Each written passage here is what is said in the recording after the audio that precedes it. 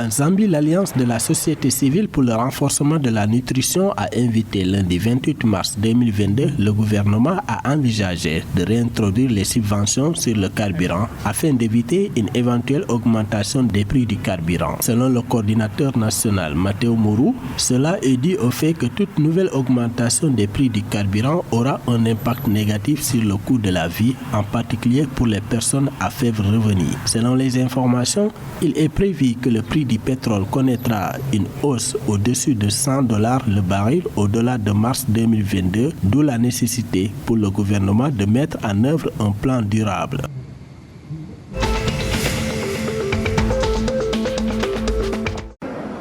Au Malawi, le député Emmanuel Chamboulani Nadjere a demandé au gouvernement de rembourser 130 millions de kwacha qui ont été détournés au conseil du district de Mbelwa à Zimba.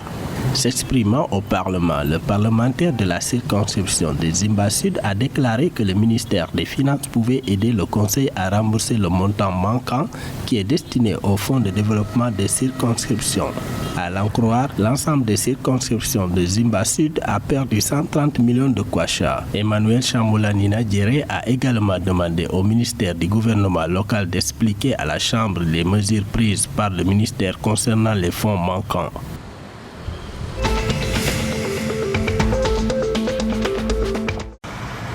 En Afrique du Sud, le président Cyril Ramaphosa et son cabinet doivent faire face à des motions de censure cette semaine. Selon les informations relayées par les médias sud-africains, le Parlement est convoqué mercredi 30 mars 2022 pour un vote de 2 motions de défiance suite à des requêtes de 2 partis d'opposition, le Mouvement africain de transformation ATM et l'Alliance démocratique DA. Ces partis réclament le départ des membres du cabinet du président Cyril Ramaphosa qui ne garantissaient pas la sécurité aux citoyens sud-africains.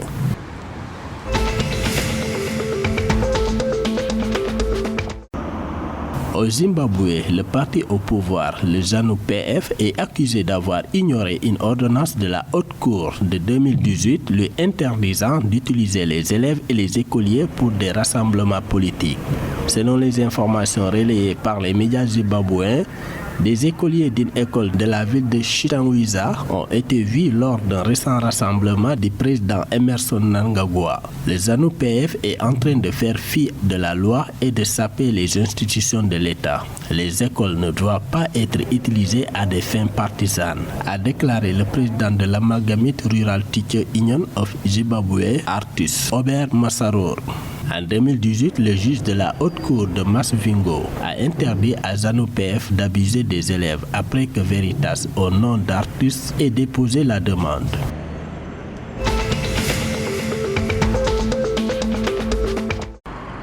Au Botswana, l'entreprise d'exploitation minière Diamond Mining Company de Tswana a injecté 4 millions de pesos dans l'un de ses projets phares, le Textile Accelerator Programme. Selon les autorités botswanaises, ce programme lancé le 23 mars 2022 vise à développer l'industrie textile du pays et à élever les petites et moyennes entreprises locales. Ce projet est financé avec d'autres parties prenantes, notamment l'autorité des entreprises locales et le programme des entreprises Tokafala.